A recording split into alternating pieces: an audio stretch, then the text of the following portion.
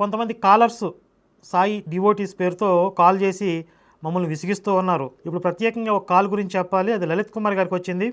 ముందు ఆ call play చేస్తాను, వినండి. హలో, కాల్ చేస్తానన్నారు నానా, చేయలేదు. నానా అని మాట్లాడారు ఫస్ట్ ఆవిడ, వినండి. కాల్ బ్యాక్ చేయమన్నానండి, మీరు చేస్తారేమో అని వెయిట్ చేస్తున్నాం. మేబీ మీ స్కెడ్యూల్ నాకు తెలియదు కదా. ఓకే ఓకే, చెప్పండి ఇది నాన్న. సాయి సచ్చరిత్ర 11వ అధ్యాయం ఉంది కదండి.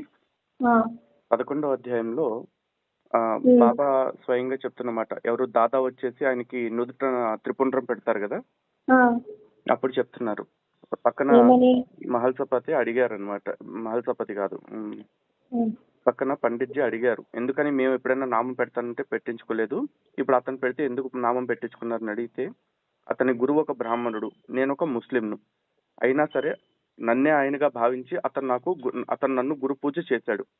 నేను ఒక గొప్ప బ్రాహ్మణుణ్ణి, అతను ఒక అపవిత్ర జాతికి చెందిన ముస్లిము, అతన్ని నేను ఎలా పూజించాలి అన్న సందేహం అతని మనసులోకి రాలేదు అని చెప్పారు. అంటే బాబా గారు స్వయంగా చెప్తున్నారు, నేను ఒక ముస్లిం అన్న ఫీలింగ్ అతనికి లేదు. సాయిబాబా ముస్లిం అని సచ్చరిత్రలో ఎక్కడ ఉంది అని ఆవిడ అడిగారు. దానికి సంబంధించిన ఆధారాలు ఇవి. అండ్ ఇంకోటి, సాయిబాబా గారికి సుంతి కూడా అయిందండి. సుంతి అంటే ఇస్లామిక్ సంప్రదాయం ప్రకారం అంటే మగవాళ్ళకి చేసే ఒక ప్రక్రియ. అది ఎక్కడైనా మెన్షన్ చేసిందా అంటే సాయిబాబాకి సుంతి అయింది అని? నాకు తెలీదు, అడుగుతున్నాను. ఆ సాయిబాబాకి సుంతి అయిన విషయం కూడా దీనిలోనే ఉందండి, సచ్చరిత్రలోనే.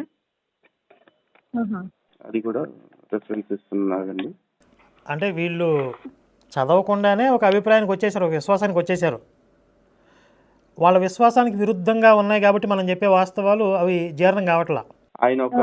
ఆయన్ని హిందువు అనుకుందామంటే ఆయనకి సుంతి చేయబడి ఉండేది, ఆయన ముస్లిం అనుకుందామంటే ఆయనకి చెవులు కొట్టబడి ఉండేవి అని చెప్పేసి అన్నారు ఆయన. ఓకే, గంగమ్మని అవమానించారు కదా ఒక వీడియోలో. అవునండి. అంటే గంగమ్మ అంటే తల్లితో సమానం కదా నాన్న? అవునండి. మరి ఇంకొక వీడియోలో కూడా ఒక అమ్మని మీరు దూషించారు కదా, అది ఎంతవరకు కరెక్ట్? గంగమ్మని అమ్మ అని అన్నారు, మీరే అన్నారు నాన్న. ఈ ప్రశ్న ఏంటంటే, లలిత్ కుమార్ గారికి ఒక అతను కాల్ చేసి, అంటే టైం కాని టైంలో కాల్ చేసి ఏదో ప్రశ్నలు ఏదో సోది మాట్లాడుతూ ఉన్నాడు. ఇప్పుడు కాదు, ఈ విషయాలు నేను తర్వాత మాట్లాడతాను, ఇప్పుడు నేను వేరే పనిలో ఉన్నానని చెప్పినా కూడా వినకుండా పదే పదే కాల్ చేస్తూ ఉంటే బహుశా ఆయన చిరాకులో ఉండి తిట్టినట్టున్నారు. ఆ తిట్లలో వాళ్ళ అమ్మని ఉద్దేశించి, వాళ్ళ ఇంట్లో ఆడవాళ్ళని ఉద్దేశించి మీరు తిట్టారు కదా, అది ఎంతవరకు కరెక్టు? సాయిబాబా సచ్చరిత్రలో గంగమ్మని అవమానించారు అని మీరు చెప్తున్నారు కదా, మరి అలాంటిది మీరు వేరే ఆడవాళ్ళ గురించి ఎలా అవమానకరంగా మాట్లాడతారు? అది ఆవిడ ప్రశ్న. అంటే మొట్టమొదట ఇక్కడ మనకు అర్థం కావాల్సిన పాయింట్ ఏంటి? సాయిబాబా సచ్చరిత్రలో గంగమ్మ తల్లిని అవమానించారు, అంతవరకు ఆవిడ ఒప్పుకుంది, నిర్ధారణ చేసింది. తల్లిని కూడా అమ్మనే కదా, అమ్మ లాంటిదే కదా, గంగమ్మ లాంటిదే కదా. అదేనమ్మా, మీరు అడిగింది బాగానే ఉంది. అయితే పాయింట్ ఏంటంటే, ఇప్పుడు లలిత్ కుమార్ గారి వల్ల ఇంకొక స్త్రీకి అవమానం జరిగితే దానికి నష్టపరిహారం ఏంటి అనేది మాట్లాడదాం. కానీ ఇక్కడ అవమానం జరిగింది ఒక సాధారణ స్త్రీకి కాదు, గంగమ్మ తల్లికి, మనందరి ఆరాధ్య దైవం అయినటువంటి, మనందరం ఎంతో భక్తి శ్రద్ధలతో మన పాపాలని ప్రక్షాళన చేసేటటువంటి మహత్తర శక్తి కలిగినటువంటి పుణ్య నది అని భావించేటటువంటి గంగమ్మ తల్లికి, ఆ గంగమ్మ తల్లిని సాక్షాత్తుగా శివుడు శిరస్సు మీద ధరించాడు, శ్రీహరి పాదాల నుండి ఉద్భవించింది. అలాంటి గంగమ్మని అవమానించడం మహాపాపం కదా. ఒక స్త్రీకి అవమానం జరిగితే అది మాట్లాడదాం. కానీ దీని విషయంలో ఏంటి, దీనికి నష్టపరిహారం ఎలా చేస్తారు మీరు, ఎంత చేస్తారు? ఒక 100 సంవత్సరాలుగా ఇలాంటి అభిప్రాయాన్ని, ఇలాంటి విశ్వాసాన్ని మీరు వ్యాప్తి చేస్తూ ఉన్నారు, ప్రచారం చేస్తూ ఉన్నారు కదా, అది వదిలేశారు. ఒకటి నేను చెప్పేది కూడా ఒక 1 మినిట్ వింటే బాగుంటుంది. చెప్పండి. ఇప్పుడు ఫస్ట్ పోలిక, బాబా నేను ఒకటి కాదు, ఎందుకంటే నన్ను ఎవరు పూజించట్లేదు, ఓకేనా? బాబాని అందరూ పూజిస్తారు కాబట్టి బాబా ఇతరుల విశ్వాసాలను కూడా గౌరవిస్తూ వెళ్ళాలి. రెండోది, నేను ఆయన్ని తిట్టాను, వాళ్ళ మదర్ని తిట్టాను అని మీరు మాట్లాడుతున్నారు. అతను అంతకు ముందు ఏం మాట్లాడాడు? మమ్మల్ని ఏ పరిస్థితుల్లో ఉన్నప్పుడు విసిగించాడు అంటే, మేము ఏ పనిలో ఉన్నాము అనేదంతా సంబంధం లేకుండా, వేళపాల లేకుండా కాల్స్ చేసి విసిగించినప్పుడు ఎవరైనా బర్స్ట్ అవుతారు. నేను మామూలు మనిషిని. మీకు ఇంకా ఎగ్జాంపుల్ కావాలంటే సాయి సచ్చరిత్రలో బాబా గారి పైన చూడండి, రామనవమి రోజున కంట్లో గులాం పడిందన్న కారణంగా భక్తులందరినీ బండబూతులు తిట్టారు ఆయన. నోటితో చెప్పలేని బూతులని హేమత్ పంత్ గారు ఎవరు రాశారు. తిట్టారు? ఆ అబ్బాయి తిట్టాడా? కాలర్ తిట్టాడా? కాలర్ తిట్టలేదండి. కాలరు సందర్భం లేకుండా కాల్ చేసి మమ్మల్ని విసిగిస్తున్నారు మేము పనుల్లో ఉన్నప్పుడు. దాంతో ఫ్రస్ట్రేషన్ లో అంటే ఏం పనుల్లో ఉన్నారు నాన్న మీరు? సోషల్ మీడియాలో, యూట్యూబ్ లో పబ్లిక్ కి ఫోకస్ అయినప్పుడు every caller and every citizen has a right మిమ్మల్ని అడిగే హక్కు వాళ్ళకు ఉంది. మీరు ఏ పనులలోనైనా ఉండండి. మీరు పనులు చూస్తున్న వీడియో ఏ రాజ్యాంగం ప్రకారం మీరు చెప్తున్నారు? ఇదేంటి అంటే మనం పబ్లిక్లో వీడియోలు చేస్తే ఎవరు పడితే వాళ్ళు కాల్స్ చేసి మనం డిస్టర్బ్ చేసేయచ్చా? వాళ్ళకి రైట్స్ ఉంటాయా? ఇదేందయ్యా ఇది మేము చూడలేదే. అట్లయితే పబ్లిక్ ప్లాట్ఫామ్స్లో చాలామంది ఉంటారు. సరే అవన్నీ పక్కన పెట్టండి. ఇదిగో ఈ సాయి సచ్చరిత్రని మీరు ఏమైనా రహస్యంగా ఇంట్లో పెట్టి దాచుకున్నారా? పబ్లిక్లోకి వదిలేరు. పబ్లిక్లోకి వదిలినప్పుడు మరి దీన్ని ప్రశ్నించే రైట్స్ మాకు ఉంటాయి కదా. దీని గురించి అసలు ఏంటి, దీని కథ ఏంటి, ఇందులో ఉన్నటువంటి విషయాలు మీరు రాసిన ఎంతవరకు నిజం, ఇది హిందూ విశ్వాసాలను దెబ్బతీసే విధంగా ఉంది కదా అని మాట్లాడే రైట్ ప్రతి హిందువుకి ఉంటుంది కదా. మరి షిరిడీ సంస్థాన్ ట్రస్ట్ వాళ్ళు ప్రతి ఒక్కళ్ళకి కూర్చుని సమాధానం చెప్తారా? ఇప్పుడు నాలాగా కొన్ని లక్షల మంది ఉన్నారు ప్రశ్నించేవాళ్ళు. ప్రతి ఒక్కరికి మీరు చక్కగా ముఖాముఖిగా కూర్చుని పాయింట్ టు పాయింట్ ఎక్స్ప్లెయిన్ చేయాలి కదా. ముందు మీరు ఆ బాధ్యత తీసుకుని ఆ తర్వాత దీని మీద వీడియోలు పెడుతున్న వారిని ప్రశ్నించే రైట్స్ మాకుంటాయి అని మీరంటే బాగుంటుంది. మీరు పబ్లిక్లోకి వదిలేశారు, హిందూ విశ్వాసాలని అవమానించేలాగా రచనలు చేసేశారు, మీ వ్యాపారాన్ని పెంచుకునేటువంటి కొన్ని టెక్నిక్స్ వాడారు. దీన్ని మనం ప్రశ్నిస్తున్నాం. మీ వ్యాపారం పెంచుకోవడానికి హిందూ విశ్వాసాలను ఎందుకు దెబ్బతీస్తున్నారు, ఎందుకు అపవిత్రం చేస్తున్నారు అని. అది మీకు తప్పు వచ్చేసింది. ఏ రాజ్యాంగం ప్రకారం చెప్తున్నారు? Every citizen has right to disturb us అని చెప్పేసి. అవును, మీరు సోషల్ మీడియాకి వచ్చినప్పుడు అది పబ్లిక్ వ్యూ అవుతుంది కదా. పబ్లిక్ అందరు చూస్తున్నప్పుడు మీరు పనులన్నీ మానేసుకొని అయితే మీరు వీడియోలు పెడతారు. నేను సోషల్ మీడియాలో ఉన్నాను కాబట్టి నా వ్యక్తిగత జీవితం కూడా సోషల్ మీడియాలో ఉండాలంటారా? నాకు వ్యక్తిగత జీవితం ఒకటి ఉండదు అంటున్నారా? నేను అస్సలు మాట్లాడట్లేదు. నా ప్రైవేట్ స్పేస్ లో అతను కాల్ చేశాడండి.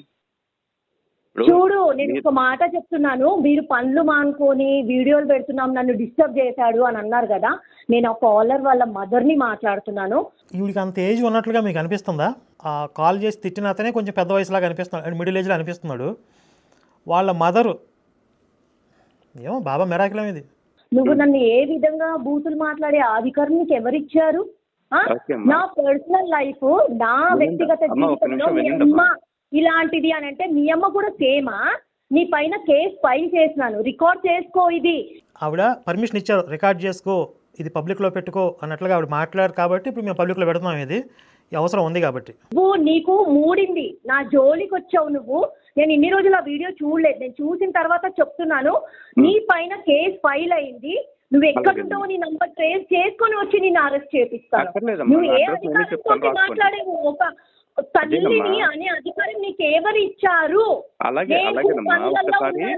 నా పనులు డిస్టర్బ్ చేసుకొని నీ బూతులు వినాలా? అలాగే నా అడ్రస్ చెప్తాను, రాసుకోండి ఒకసారి. ఇప్పుడు అడ్రస్ పంపి, వాట్సాప్ లో పంపి. నంబర్ వాట్సాప్ ఉంది. అక్కర్లేదు, రాసుకోండి. నీకు మూడింది, నీకు నీ టీం మొత్తానికి మూడిందిరా. నువ్వు పెట్టుకునేది నా పరబ్రహ్మ సాయిబాబా తోటి. మీరు నన్ను అరే అంటున్నారు. మరి పరబ్రహ్మం గారు వచ్చేసారు, పరబ్రహ్మ సాయి గారు వచ్చేసారు.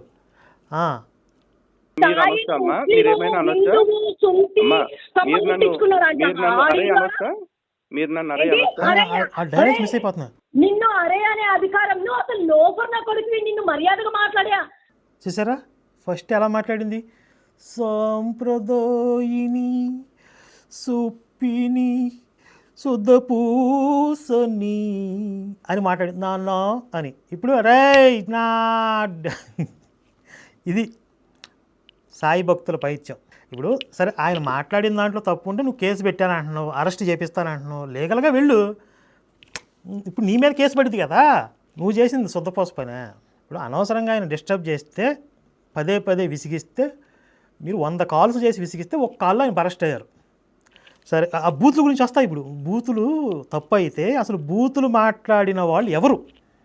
అక్కడికి వెళ్దాం, ఇది కంప్లీట్ చేసేద్దాం. ఆయన బాగుంది. నీ కెపాసిటీ లేదురా. ఎంతమంది తూతూ అన్నా కూడా సిగ్గులేదా? ఇంకా వీడియోలు పెట్టుకొని తిరుగుతున్నావు. నువ్వు నాకు కాళ్ళు మొక్కి సారీ చెప్పే వరకు నిన్ను వదలనురా నేను.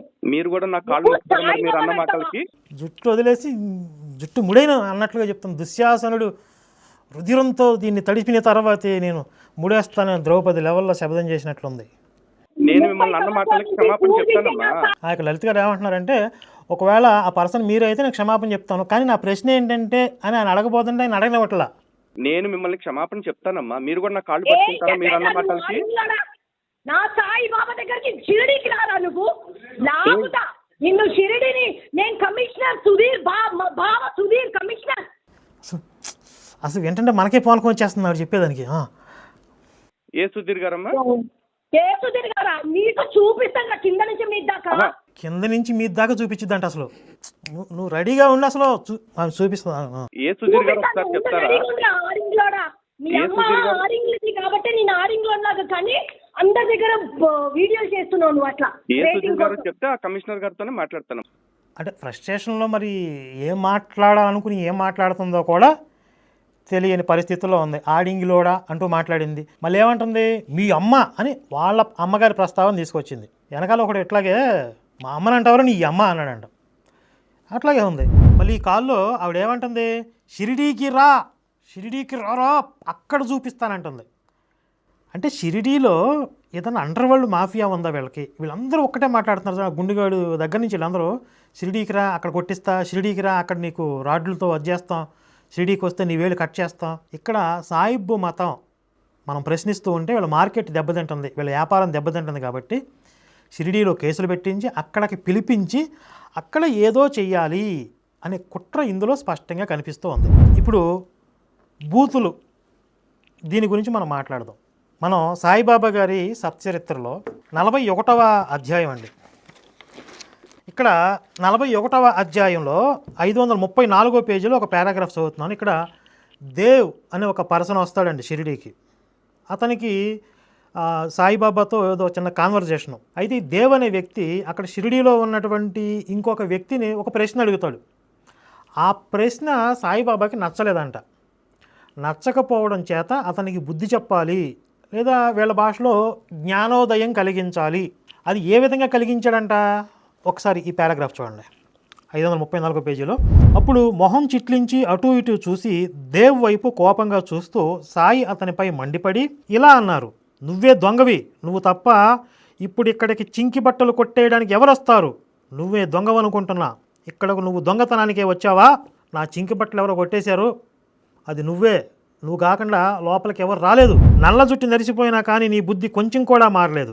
నిన్ను నేను గొడ్డలతో నరుకుతా, నిన్ను నరికి చంపేస్తాను, నా చేతి నుంచి ఎలా తప్పించుకుంటావో చూస్తాను. ఇవన్నీ సాయిబాబా ఒరిజినల్గా ఆయన నోటి నుండి జాలువారుతున్నటువంటి ఆణిముత్యాలు. ఏమంటున్నాడు, నిన్ను నేను చంపుతా, నరుకుతా, గొడ్డలతో నిన్ను వెంటబడి నరుకుతా, నువ్వు ఎక్కడికి పోతే అక్కడికి వచ్చి నేను చంపేస్తాను. ఇంటి నుంచి షిరిడీకి వచ్చింది ఇక్కడ దొంగతనం చేయటానికా? ఇదిగో తీసుకొని డబ్బు, నా చింకి బట్టలు తెచ్చివ్వు అంటే అంతకుముందు నాకు ఒక 20 రూపాయలు కావాలని చెప్పి అడిగి తీసుకుంటాడు. ఆ డబ్బులు నువ్వు తీసేసుకో, నా చింకి బట్టలు నాకు తెచ్చివ్వు. సాయిబాబా క్రోధంతో కందిపోయారు ఈ మాటలు అంటూ. అమ్మలక్కల బూతులు తిట్టారు. ఇక్కడ చూడండి, అమ్మలు అక్కలు, నీ అమ్మల ఎవరు? సాయిబాబా. దేవ్ అనే ఒక అతను కూడా డివోటీనే, సాయిబాబా మీద ఏదో గురుభావంతో భక్తిభావంతో వచ్చాడు అక్కడికి. నీ అమ్మ నేను చెట్లనే కై అమ్మలక్కలు బూతులు తిట్టాడు. ఇప్పుడు దేవ్ అనే వ్యక్తికి ఆయన జ్ఞానోదయం ఇవ్వాలి, అజ్ఞానాన్ని తొలగి జ్ఞానం. దానికి అమ్మలక్కల బూతులు వాళ్ళ అమ్మని తిట్టాలా? ఒక ఆడదాన్ని నువ్వు ఎలా అవమానిస్తావు? ఇప్పుడు లలిత్ గారు చేసింది, ఒకవేళ ఆ కోపంలో ఆయన చిరాకు పడినా నా తప్పే నేను క్షమాపణ చెప్తాను అంటున్నారు. మరి మీ బాబా గారు చేసిందని ఎవరు క్షమాపణ చెప్తాడు? ఆ దేవ్ అనే వాళ్ళ అమ్మగారికి ఎవరు క్షమాపణ చెప్తారు? ఆయన తిరిగి వస్తే ఇప్పుడు సమాధిలో పలుకుతాడంటారు. మీరు పిలిస్తే ఆ సమాధిలోంచి క్షమాపణ చెప్పిస్తారా వాళ్ళ అమ్మగారికి? వాళ్ళ అమ్మని తిట్టే రైట్స్ ఎవరు ఇచ్చారు అసలు? ఇదేమంటే మీరు అవధూత, ఉన్మాదంలో ఉంటాడు, ఉన్మత్తుడు అంటారు. లలిత్ గారిని కూడా అవధూత అనుకోండి, ఆయన కూడా ఉన్మత్తుడిగా ఉన్నప్పుడు మీరు ఫోన్ చేసి ఉంటారు, అందుకని బూతులు తిట్టాడు. బూతులు తిట్టడం ద్వారా జ్ఞానోదయం కలిగించడం అనేది మీకు ఒకటి ఉంది కదా. ఆ బాబా గారిని ఫాలో అయ్యాడు అనుకోండి, ఆయన ప్రసన్నంగా ఉన్నప్పుడు ఫోన్ చేస్తే ఆశీస్సులు ఇస్తాడు. అవధూత. ఇప్పుడు సాయిబాబా గారు అవధూత ఎవరు సర్టిఫికెట్ ఇచ్చారు? మార్కెటింగ్ చేశారు. ఇప్పుడు నన్ను కూడా అవధూత అని మేము మార్కెటింగ్ చేసుకోవచ్చు కదా. ఇప్పుడు లలితానంద స్వామి ఆయన ఒక అవధూత, కరుణాకరానంద స్వామి నేను ఒక అవధూతనే. ఇంకా ముందుకెళ్తే మీరు బాబాని తీసుకొచ్చి శివలింగం మీద కూర్చోబెడుతున్నారు, ఆదిశేషుడు పడగబెట్టిస్తున్నారు, ఆయన పాదాల దగ్గర రాముణ్ణి, కృష్ణుణ్ణి, అమ్మవారిని పెడుతున్నారు. ఇప్పుడు మేము ఇంకా పెద్ద అవధూతలం కాబట్టి మా పాదాల దగ్గర బాబా గారి విగ్రహం పెట్టుకోవచ్చా? మేము ఆయన మీద కూర్చోవచ్చా? మాకు మార్కెటింగ్, మాకు సాక్ష్యాలు బోల్డ్ మంది సాక్ష్యాలు, మేము ఎన్ని మిరాకిల్స్ చేసాం మీకు తెలుసా? అసలు మధ్యాహ్నం ఒక మిరాకిల్ జరిగింది. ఇవన్నీ గ్రంథస్థం చేసిన తర్వాత వస్తాయి మా గురించి. నిన్న వీడియోలో ఒక అతను కామెంట్ పెట్టారు, అది చదువుతా వినండి. కాలభైరవుడు, వీరభద్రుడు వీళ్ళంతా శివుడి అంశాలే కదా, అలాంటి వీరి ముందు కూడా ఏ గుడిలోనూ నందీశ్వరుడి విగ్రహం పెట్టరు. అలాంటిది ఒక సాయిబు ముందర నందీశ్వరుని పెట్టి అవమానిస్తున్నారు. ఎంత దుర్మార్గం ఏంటి చూడండి. గరుత్మంతుడు ఎప్పుడు నారాయణ నామస్మరణ చేస్తాడు, అలాంటి గరుత్మంతుడి పైన ఒక సాయిబును కూర్చోబెడుతున్నారు. ఇంత ధర్మద్రోహం చేసే వాళ్ళకి నరకంలో కూడా స్థలం ఉండదు, పిశాచ లోకంలో ఉండాల్సిందే. సాయి భక్తులు ఇప్పుడైనా కళ్ళు తెరిచి అవైదికం నుండి బయటపడండి. జై శ్రీరామ్. ఈయన పేరేంటి? శ్రీకృష్ణ. నిజమే కదా. ఇప్పుడు శివుడికి నందికి మధ్యలో ఎవరు నడవను కూడా నడవద్దు. ఎందుకంటే శివుడి వైపు భక్తిభావంతో ఎల్లప్పుడూ నందీశ్వరుడు చూస్తూ ఉంటాడు, నందిని వాత్సల్యంతో పరమశివుడు చూస్తూ ఉంటాడు. వాళ్ళ మధ్యలోకి మనం వెళ్ళకూడదు. బాధపడతాడు నందీశ్వరుడు, బాధపడతాడు, శివుడు కూడా బాధపడతాడు అంటారు. అలాంటి మీరు నందిని తీసుకెళ్ళి సాయిబు ముందు పెడతారా? కొమ్ములతో కుమ్మి కుమ్మి చంపేస్తాడు మిమ్మల్ని అనుకుంటున్నారా? గరుత్మంతుని తీసుకెళ్ళి ఆ గరుత్మంతుని సాయిబుని ఎక్కిస్తారా? పైన ఆదిశేషుని పెడతారా?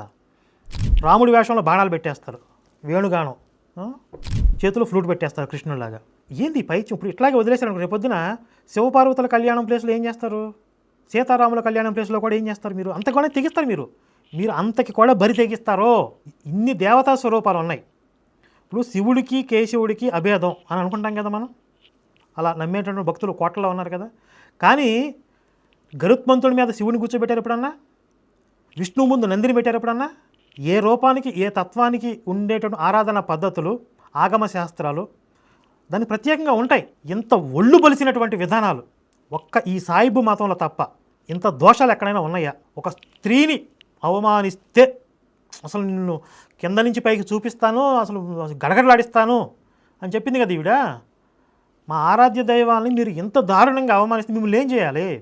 మిమ్మల్ని నిలువుగా చీరేయాలి కదా. మరి ఏం చేయాలి మిమ్మల్ని? మరి అమ్మలక్కల బూతులు తిట్టిన బాబాని ఏం చేయాలి?